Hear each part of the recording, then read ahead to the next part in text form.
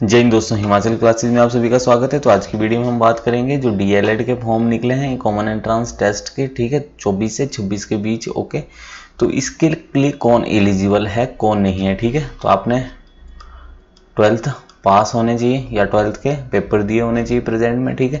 As इसके लिए मायने रखती है, 17 से 32 साल। किसके लिए? जनरल कैटेगरी के लिए। ओके, यानी कि अगर इसको इन फिक्स बताएं तो ये रहेगी 8 जून 1992 से लेके 8 जून 2007 के बीच अगर आपकी एज है तो आप इस फॉर्म को फिलअप कर सकेंगे, इंक्लूडिंग बोथ। ओके, यानी कि इसको भी। ओके, 17 से 32 साल के बीच।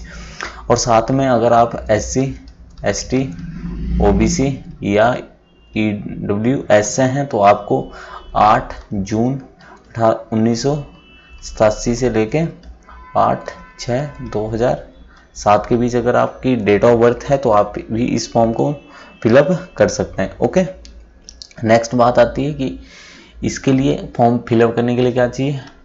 10th क्लास का मार्कशीट चाहिए, ठीक है। Name, father name, mother name, साथ में आपकी डेट ऑफ बर्थ आपकी यहीं से ही होगी क्योंकि काउंसलिंग होगी तो यहीं से आपकी मेंशन होगी सारी की सारी चीज़ें। ओके, नेक्स्ट आपका हो गया, एक फोटो चाहिए, एक साइन चाहिए। तो ओके, JPG फॉर्म में चाहिए बहुत। ओके, इसका साइज चाहिए 15 से 20 KB, इसका चाहिए आपका 10 से 15 KB, ध्यान रखना है।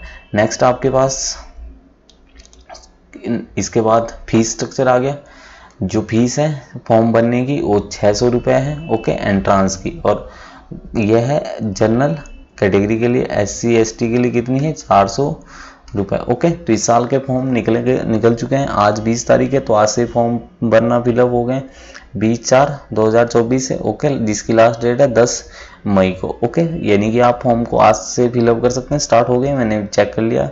ओके, लिंक आ गया तो आप वहां से अपना फॉर्म फिलअप कर सकते हैं। ओके, नेक्स्ट इन्होंने बोला है कि जो फॉर्म भरने से रह जाएंगे 10 मई तक उनके लिए लेट फीस के साथ फॉर्म है 11 से 13 मई के बीच, यानी कि 3 दिन आप लेट फीस के साथ भर सकते हैं।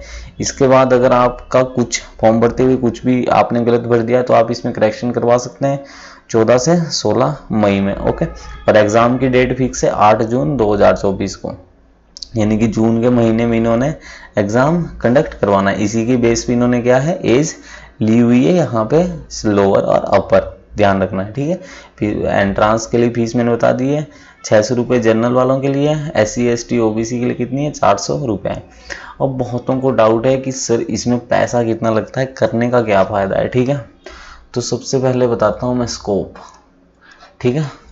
तो टीचिंग, ओके, पहले होती थी JBT यानी कि जूनियर JUNIOR, ठीक है, basic BSIC training TRAINING training, ठीक है। जो ये 2015 में या 16 में इसको बदल के DLED कर दिया है। जो JBT थी इसमें हम 1st to 5th तक के बच्चों को पढ़ाते हैं, लेकिन जो DLED है आपका इसमें हम 1st to आपका 8th तक के बच्चों को ये पढ़ा सकते हैं। ओके, तो अब HP में है हम, हिमाचल प्रदेश में स्टेट गवर्नमेंट में जितनी भी JBT की वैकेंसीज आएगी या TGT आएगा तो 8th तक के लिए हम वहाँ एलिजिबल है। ओके, साथ में अगर हमारा ये हो गया सेंट्रल गवर्नमेंट में बहुत सी वैकेंसीज आती है, ठीक है। नवोदय हो गया, KVS हो गया, आपके बहुत से स्कूल है, सैनिक स्कूल हो गया, बहुत से स्कूलों में स्कोप है, इसीलिए आप इसको कर सकते हैं, ठीक है। तो आपका वहाँ भी हो सकता है। इसके बावजूद आपके पास अगर कोई ऑप्शन नहीं है, खासकर अगर जैसे कोई गर्ल्स है तो इनके लिए अगर किसी को पता ही नहीं कि करियर किस में बनाना है और ग्रेजुएशन होगी है, तैयारियां कर रहे हैं, कुछ नहीं हो रहा है, तो एक काम कर लो बेटा, इससे चुपचाप अपना DLED कर लो, ठीक है। DLED करने का क्या फ़ायदा है? फर्स्ट फायदा है आसपास प्राइवेट स्कूल होगा। प्राइवेट स्कूल में आपको मिनिमम वेजेस अगर बजट में बात करें तो 400 रुपये, यानी कि अगर मिनिमम वेजेस पे रख रहे हैं स्कूल पे तो आपको 12,000 रुपये मिल जाएंगे बड़े इजीली, ठीक है। अगर हिमाचल के जैसे गांव वाले स्कूल है तो मुझे पता है कि यहाँ पे सैलरी बहुत नहीं है, 5,000 रुपये तक भी कहीं कहीं पे मिलती होगी, ठीक है, मुझे जहाँ तक लगता है। ओके, तो यहाँ पे भी अगर आप गांव में आपका घर से आना जाना हो रहा है, दिन में 9 बजे जाना, सुबह 9 बजे जाना है, शाम को 3 बजे आना है, तो इसके बीच छुट्टियां भी बहुत है। तो अगर इतना मिल रहा है, आप अपना खर्चा चला रहे हैं ना आज की डेट में, अगर किसी के ऊपर आपने डिपेंड नहीं रहना है, तो ये आपके पास अच्छा ऑप्शन है। ठीक है, तो इसको कर लो, तो आपको यहाँ से सैलरी इजीली मिल जाएगी। अब बात आती है सर मेरा खर्चा कितना आएगा इसको करते हुए। तो अगर हम बात करते हैं खर्चे की, तो ध्यान से सुनो। अगर आप गवर्नमेंट से करते हैं तो गवर्नमेंट में हमारे 12 डाइट हैं, ओके, और दूसरे वाला लिख दिया। ठीक है, जितने भी हमारे डाइट कॉलेजेस है, यानी कि जेवीटी कॉलेजेस है, ठीक है, 12 जिले हैं, 12 जिलों में एक एक कॉलेज है, ओके। तो यहाँ पे सीट्स हैं जहाँ आपकी एडमिशन फीस होगी 3000 रुपये, ठीक है, और आपकी एग्ज़ाम फीस होगी 1000 रुपये। तो अगर मैं बात बताऊं आपको पते की, तो आपका खर्चा 10,000 रुपये से ज़्यादा नहीं आता है सरकारी कॉलेज में फीस का, ओके।